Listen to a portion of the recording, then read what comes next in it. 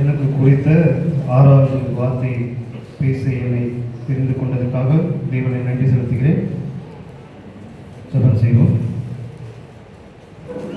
எங்கள் அன்பின் நல்ல தகப்பனே, அருமையான இந்த காலை வேளையில் நீர் சிலுவை சுமந்த அந்த நாளை குறித்து கடைசியாக பேசின 7 வார்த்தைகளை நாங்கள் நினைவு கூறும்படி உடைய சமூகத்தில் வந்து நாங்கள் கர்த்தாவே அதை நாங்கள் தியானிக்கிறோம்.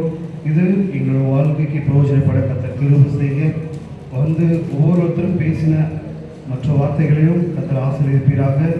நான் பேச போகிற இந்த 6ஆம் வார்த்தையும் கர்த்தர் ஆசீர்வதிப்பீராக. கடைசியாக பேச போகிற 7ஆம் வார்த்தையும் கர்த்தர் ஆசீர்வதிப்பீராக. வந்த ஒவ்வொருவரும் இந்த 7 வார்த்தை குறித்து மனதிலே அதில் ஏற்று தங்களுடைய வருங்கால வாழ்க்கையிலே என்ன செயல்படுத்த வேண்டும் என்பதை அறிந்து கர்த்தருக்கு முன்பாக தங்களை ஒப்புக் கொடுத்து மனம் மாறி உண்மையான கிறிஸ்துவ ஜீவியம் செய்வதற்கு கர்த்தர் வழிவகுப்பீராக. இயேசு நாமத்தினால பிதாவே, ஆமென். ஹல்லேலூயா, ஹல்லேலூயா. கரங்களை தட்டி ஆண்டவரை மையப்படுத்துவோமா? கரங்களை தட்டி. கர்த்தர் மகிமையானவர். ஹல்லேலூயா. அவர் விசேஷமானவர். ஹல்லேலூயா. 5வது வார்த்தை மோசே பேசினதுல அப்படியே அனல் பறக்கிற மாதிரி இருந்துச்சு. இருதயத்தில் எத்தனை பேருக்கு ஆணித்தனமாக இருந்தது எனக்கு தெரியல. ஆனால் உண்மையிலே மோசேயோட உள்ளத்தில் ஆழத்தின் அந்த உடைய ஆர்வம் ஆண்டவரை குறித்துதான ஒரு திட்டம் அவனுக்குள்ளே வெளிப்பாடு ஆண்டவர் அவன் மூலமாக பேசினதை நான் அறிந்திருக்கிறேன். கர்த்தர் இன்னும் அவரை அதிகமாக பயன்படுத்துவாராக. ஆமென். வாசிப்போம். யோவான் 19:30. இயேசு காணியை வாங்கின பின்பு முடிந்தது என்று சொல்லி தலையை சாய்த்து ஆவியை ஒப்புக் கொடுத்தார். முடிந்தது என்ற வார்த்தை அப்படின்னு பார்த்தோம் அப்படின்னு சொன்னா சூழ்நிலைக்கு ஏற்றவாறு மாறும். இங்கெல்லாம் மாறும். ஒருத்தர் எக்ஸாமினேஷன் எழுதுறாங்க அப்படின்னா அந்த எக்ஸாமினேஷன் முடிஞ்சதுன்னா அதில் ஒரு சந்தோஷம். அது சந்தோஷத்தின் அடையாளமாக தான் நம்ம முடிந்ததுனால தான் நம் இருதயத்தில் ஒரு சமாதானம் உண்டாகுகிறது. தனக்குள்ளே இருந்த பாரம் எல்லாம் இறங்கி அவங்களுடைய இருதயத்தில் சமாதானம் உண்டாகி அந்த காரியம் பாடம் முடிஞ்சது என்ற ஒரு நினைவுக்கு வரும்போது ஆறுதல் அடைகிறார்கள். ஆமென், ஹல்லேலூயா. அப்படியா இங்கே பார்த்த வார்த்தை முடிந்தது என்ற வார்த்தைக்கு நம்ம வருவோம் என்று சொன்னால், பிதாவானவர் ஆண்டவராக இயேசு கிறிஸ்துக்கு கொடுத்த காரியங்களை செய்து முடித்தார் என்பதை அவர் நினைவு கூர்ந்து முடிந்தது என்று சொல்லி தன் ஆவியை ஒப்புக் கொடுத்தார். அப்படி நம்ம பார்ப்போம் என்று சொன்னால் யோவான் 17:4 வாசிப்போம்.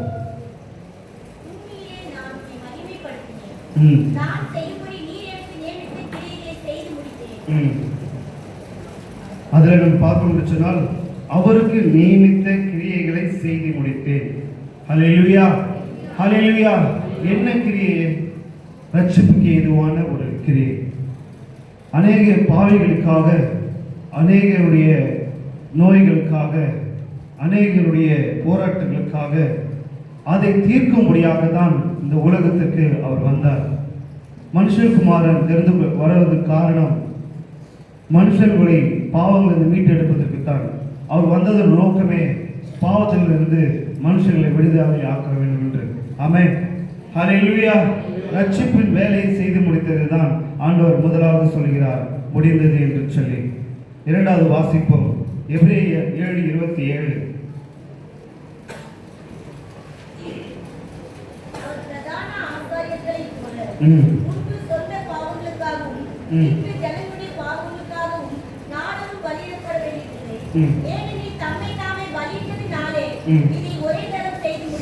ஆமென். இதுக்கு முன்னாடி ஒரு மனுஷன் பாவம் தீர்க்கணும் அப்படின்னு சொன்னா பழைய காலத்தில் நம்ம பார்க்குறோம், ஒரு ஆடை வெட்டுவாங்க, இல்லை மாடை வெட்டுவாங்க. சில இன்னும் மூடத்தனமாக குழந்தைகளை கூட ஒரு நட்சத்திரம் பார்த்து ஒரு தோஷியை பார்த்து அதெல்லாம் பண்ணுவாங்க. ஆனால் ஆண்டவர் இந்த உலகத்துக்கு வந்ததுக்கப்புறம் இதுக்கப்புறம் இந்த மாதிரி பலி இருக்கக்கூடாதுன்றதுக்காக தன்னை ஒரே தரம் பலி செலுத்தி இதுக்கு ஒரு முடிவு கொண்டு வந்தார். ஆமென், ஹல்லேலூயா. இன்றைக்கு நம்முடைய பாவங்களுக்காக எதுவும் பலியிடப்பட வேண்டியது இல்லை. ஆமென். யாராவது பலியிடுறீங்களா? கோழி, மாடு, புலி, சிங்கம், மாடு யாராவது பலியிடுறீங்களா? கை தூக்குங்க. அவங்களுக்கு இன்னைக்கு ஒரு சவரம் நகை கொடுக்குறேன். யாராவது பலியிடுறீங்களா? கை தூக்குங்க, நானே வாங்கி தரேன். யாராவது பலியிடுறீங்களா? ஆமென். ஏன்னு சொன்னா ஆண்டவர் எல்லாருக்காகவும் ஒரே தரம் பலியானார். ஆமென், ஆமென். அதை நம் இருதயத்தில் ஏற்றுக்கொண்டோம் என்று சொன்னால் நம்ம பாவங்களை விட்டு விலகி இருப்போம். ஆமென், ஹல்லேலூயா. இங்கே நம்ம பார்ப்போம் என்று சொன்னால் பலிகளை முற்றிலுமாக முடிவுக்கு கொண்டு வந்து தன்னை பலியாக கொடுத்தார். ஆமென். எல்லாருடைய பாவங்களை தன் இரத்தத்தினால் சுத்திகரித்து முடித்தார். ஆமென், ஆமென். வாசிப்போம் லூக்கா 4:17.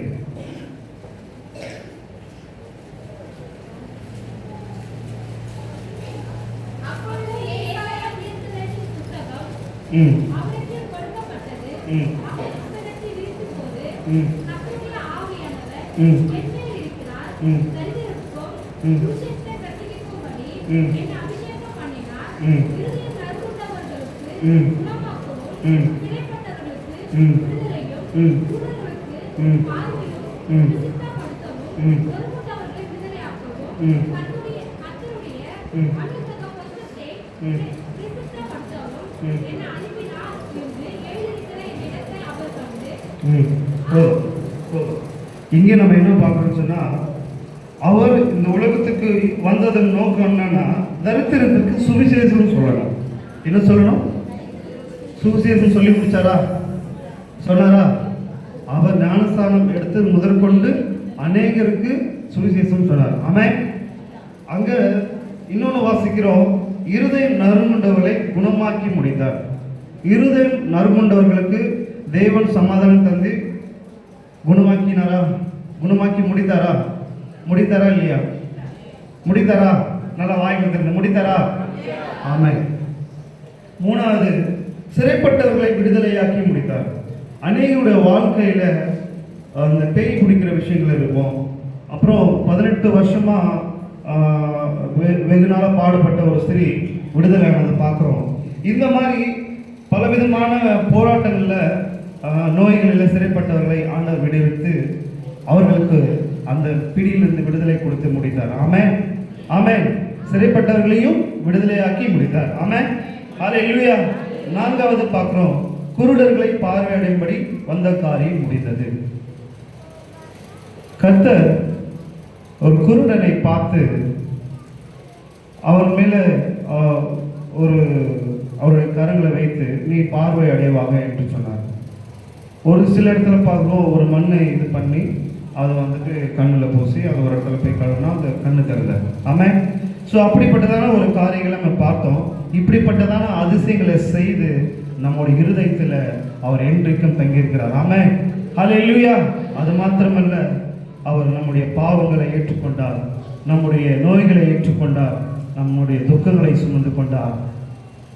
அவர் அதையெல்லாம் சுமந்து கொண்டதுனால தான் இன்றைக்கு இப்படிப்பட்டதான ஒரு பரிசுத்தமான ஆலயத்தில் ஒரு சபையாராய் நம்ம இருந்து ஒரு நல்ல ஊழியர்கள் முன்பாக தேவனுடைய நாமத்தை மகிமைப்படுத்துகிறோம். ஆமென், ஹல்லேலூயா. ஒரு சாட்சியை குறித்து நான் உங்களுக்கு சொல்ல விரும்புகிறேன். ஒரு ஒரு ஊழியர் என்ன பண்ணாரா, அவருடைய பழைய காலத்தை குறித்து நான் அதை பார்த்தேன்.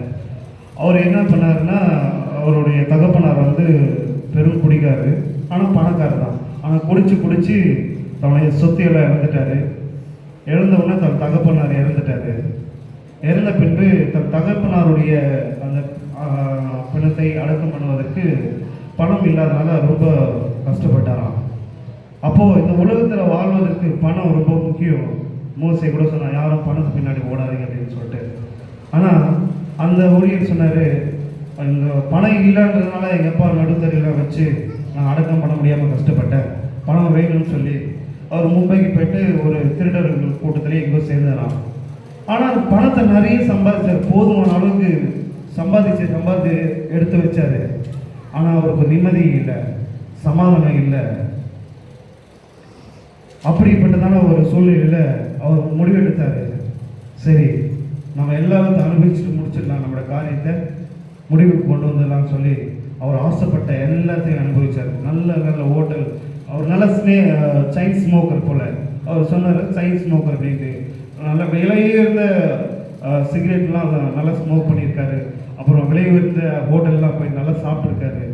எல்லாம் முடிச்சுட்டு அவர் வந்துட்டு தன்னுடைய குடும்பத்தை வந்துட்டு தன் தாயும் தன் சகோதரியை பார்த்துட்டு இறந்துலாம் முடிவு பண்ணிட்டு இருந்தார். அன்னைக்கு அவர் அந்த வழி பக்கத்தில் ஒரு ட்ரெயின் ட்ராக் இருக்கு போல். சரியான ஒரு 7 மணிக்கு 7:15 அது கிராஸ் ஆகும். அதை முடிச்சிடலாம்னு சொல்லிட்டு அவர் முடிவு பண்ணியிருந்தார். ஆனால் அவர் அதுக்கு முன்பதாக ஒரு கடைசியாக என்னோட தாயையும் நான் சகோதரியும் பார்க்கணும் அப்படின்னு சொல்லிட்டு வீட்டுக்கு வராரு. வீட்டுக்கு வந்த உடனே என் தாயும் சகோதரியும் பார்த்துட்டு வீட்டில் உட்காந்துருக்காரு. அவருக்கு அண்ணன் ஒருத்தர் இருந்தார். அண்ணன் தெரிஞ்ச ஒருத்தர் வீட்டுக்கு வந்தார். அவர் பேர் கோவிந்தராஜன் நினைக்கிறேன். ஆனால் அவர் ரசிக்கப்பட்டவர். அவர் வந்துட்டு அவர்கிட்ட பேசுகிறப்ப, என்ன தம்பி பாம்பேலேருந்து வந்திருக்கீங்களா அப்படின்னு கேட்டோன்னே, ஆமாங்க அப்படின்னு சொல்லி, சரி ஃப்ரீயாக இருந்தால் வாங்கல ஊழியத்துக்கு ஒரு ப்ரேயர் மீட்டிங் பக்கத்தில் நடக்குது போகலாம் அப்படின்னு சொல்லிட்டு. அவரும் என்னங்க நீங்கள் கோவிந்தராஜ், நான் ஆண்டவர் பிள்ளை, நான் பேசிக்காகவே ஆண்டோட பிள்ளை, பேர் பேசிக்காக மேத்யூன்னு வச்சுப்பேன், பேசிக்காகவே நான் மேத்யூ, நான் கிறிஸ்டின், நான் தான் உங்களை கூப்பிடணும், தலைகளாக இருக்கேன் அப்படின்னு சொன்னாராம்.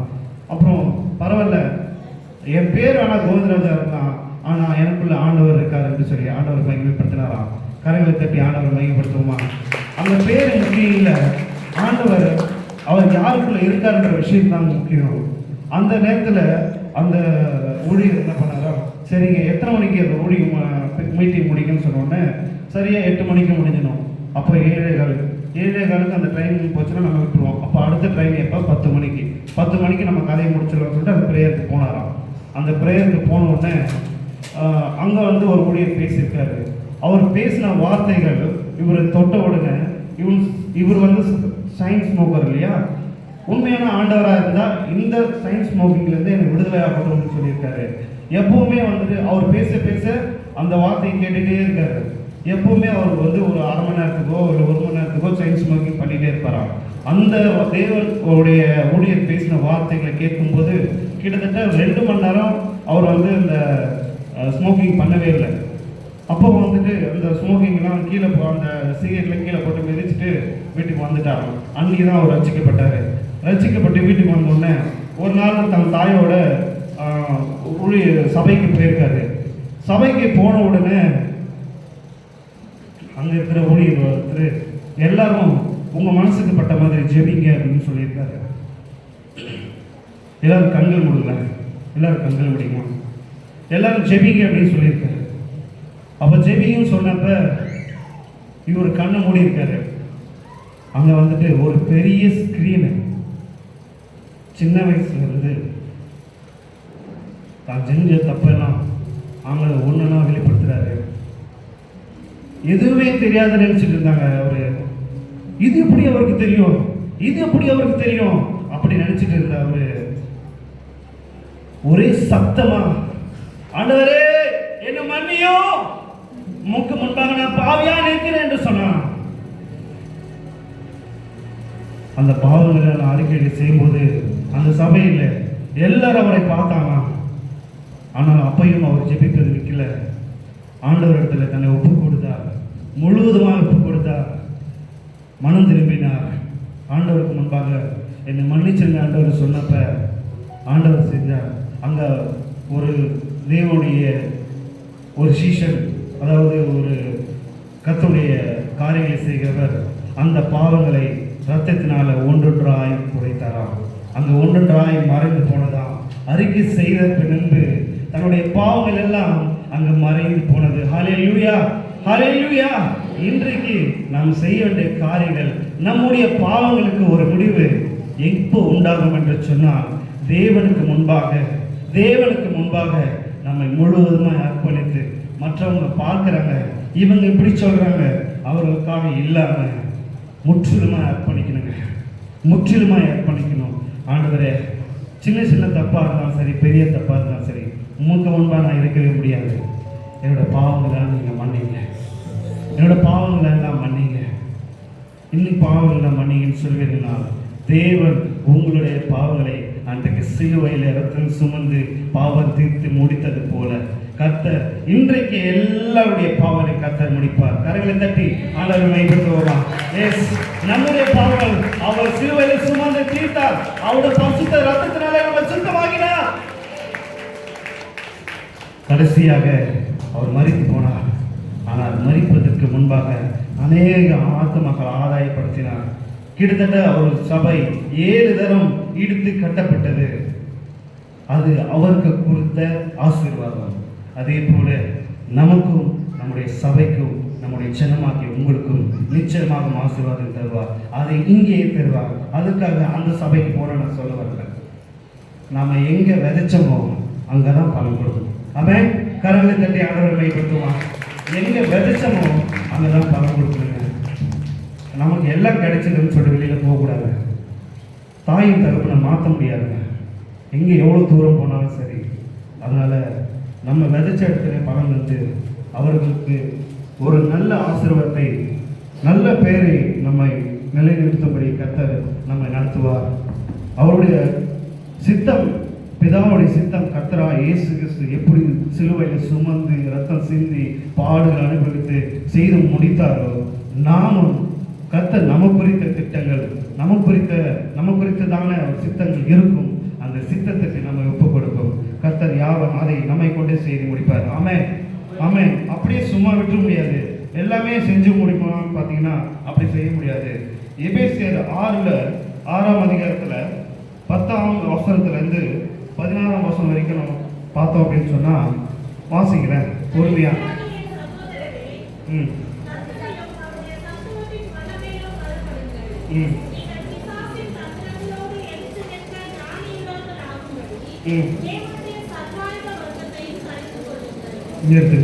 தேவனுடைய சர்வாயுத வர்க்கத்தை தரித்துக் கொள்ளணும். நம்ம அதை தரித்துக் கொள்ளல அப்படின்னா இந்த கிறிஸ்துவுக்குள்ள நம்மளால் நிற்க முடியாது. ஆமென். அடுத்தது, ஏனெனில் மாம்சத்தோடும் ரத்தத்தோடும் அல்ல, துரைத்தனங்களோடும் அதிகாரங்களோடும் இப்பிரபஞ்சத்தில் அந்தகார லோகாதிபதிகளோடும் வான மண்டலங்களில் உள்ள பொல்லாத ஆவிகளின் சேனைகளோடும் நமக்கு போராட்டம் உண்டு. பார்த்தீங்களா? இவ்வளோ போராட்டம் இருக்குன்னு நினைக்கிறீங்களா? ஆனால் ஜெயிக்க முடியுங்க. என்று சொன்னால் ஜெயம் கொடுக்கிற தேவன், ஜெயம் கொடுக்கிற தேவன், ஜெயம் கொடுக்கிற தேவன், ஜெயம் கொடுக்கிற தேவன் அப்படி நம்மோடு இருக்கும்போது மாம்சத்தோடும் அல்ல, ரத்தத்தோடும் அல்ல, துரைத்தனங்களோடும் அதிகாரிகளோடும் இப்பிரபஞ்சத்தின் அந்தகார லோகாதிபதிகளோடும் வானமண்டங்களில் உள்ள பொல்லாத ஆவிகளின் சேனையோடும் நமக்கு போராட்டம் உண்டு. ஆகையால் தீங்கு நாளிலே அவைகளை நீங்கள் எதிர்க்கவும் சகலத்தையும் செய்து